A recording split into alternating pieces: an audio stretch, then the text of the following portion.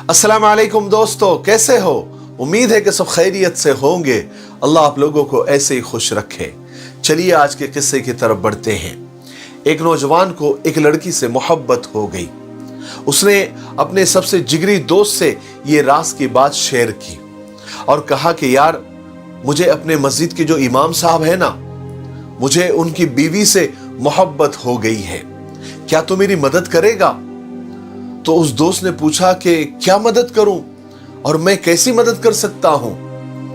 तो उसने कहा कि इमाम साहब नमाज पढ़कर बहुत जल्दी घर चले जाते हैं। मैं चाहता हूं कि तू उन्हें कोई ना कोई मसला पूछकर उन्हें इतना उलझा दे और इतना वक्त लगा दे कि मुझे उनकी बीवी से मुलाकात करने के लिए अच्छा खासा वक्त मिल जाए।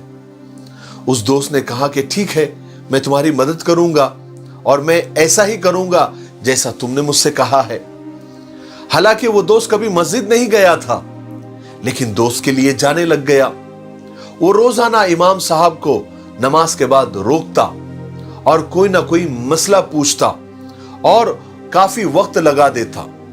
वो बेचारे भोले भाले इमाम साहब रुक जाते और उसे जो वो मसला पूछता उन्हें वो समझाते रहते और कई दिनों तक ये सिलसिला ऐसे ही चलता रहा। ऐसा करते करते महीनों गुजर गए। एक दिन उस दोस्त के ज़मीर ने उसको झिंझोड़ा कि वो मस्जिद के इमाम साहब के साथ कितना गलत काम कर रहा है, उन्हें कितना अंधेरे में रख रहा है और वो कैसे गुनाह के काम में अपने दोस्त की मदद कर रहा है।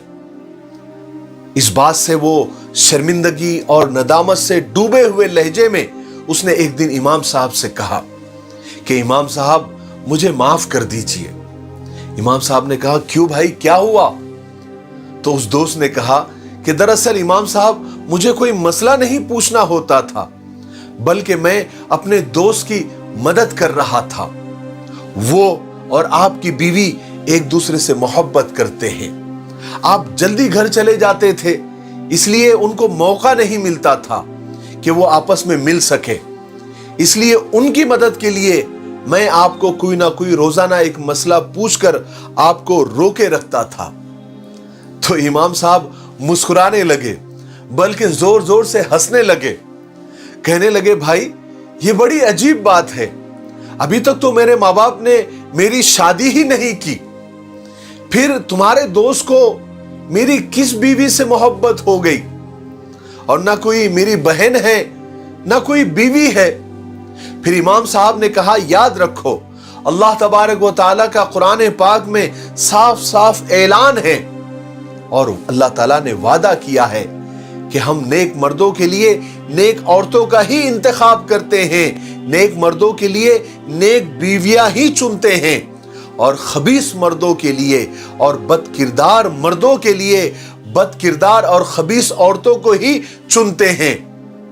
मेरा परवरदिगार मुझे ऐसी बीवी और ऐसी औरत कैसे दे सकता है जो किसी और से मोहब्बत करती है और किसी और से प्यार करती है?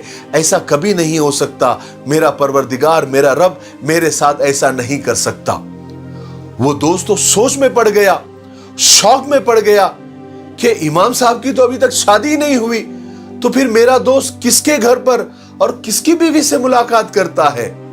जब तहकीक की और मामले की जांच पड़ताल की तो पता चला कि वो इमाम साहब की बीवी से नहीं, इमाम साहब के घर पर नहीं, बल्कि उसी के घर पर उसी की बीवी से मुलाकात करता था और उसका दोस्त उसी की बीवी से मोहब्बत करता था और उसकी बीवी खुद उसके दोस्त से मोहब्बत करती थी।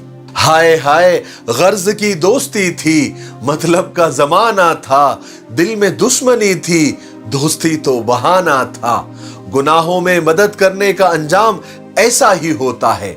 आजकल हमारे बहुत सारे नौजवान दोस्ती के नाम पर और मोहब्बत के नाम पर गुनाहों में मदद करने के लिए हमेशा तैयार हो जाते हैं और दोस्तों की मदद करना इस तरह के गुनाहों के कामों में अपनी अखलाकी जिम्मेदारी समझते हैं। हालांकि अल्लाह तबारक व तआला इरशाद फरमाता है कि अगर तुम्हें मदद करनी है तो नेकी के कामों में करो, गुनाहों के कामों में नहीं। सच्चा दोस्त तो वो है कि जब तुम खुदा को भूल जाओ तो वो तुम्हें खुदा की तरफ मुतवज्जे करें। बदल डालो खुद को या दोस्तों को बदल डालो और तौबा करो। याद रखो, अगर दूसरों के लिए कुआं खोदोगे तो एक ना एक दिन खुद उसमें गिर जाओगे, क्योंकि इज्जत तो आपके घरों में भी है, चोरी तो वहां भी हो सकती है, डाका तो वहां भी पड़ सकता है। मेरे भाइयों बहनों और दोस्तों, वो लोग किसी के नहीं होते जो दोस्ती और रिश्तों को मतलब के लिए इस्तेमाल करते हैं। सच्ची दोस्ती तो वो होती है जिसकी शुरुआत दिल से हो, जरूरत से नहीं। दोस्ती उसी के साथ रखो जो तुम्हारी हंसी के पीछे का दर्द, तुम्हारे गुस्से के पीछे का प्यार और तुम्हारी खामोशी के पीछे की वजह जानता हो या समझ सकता हो। फालतू की दोस्तियां और फालतू की भीड़ साथ लेकर चला मत करो।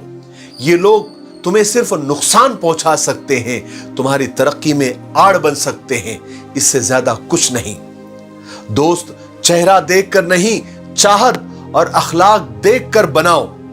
सफेद रंग में अगर वफा होती तो नमक भी जख्मों की दवा होती।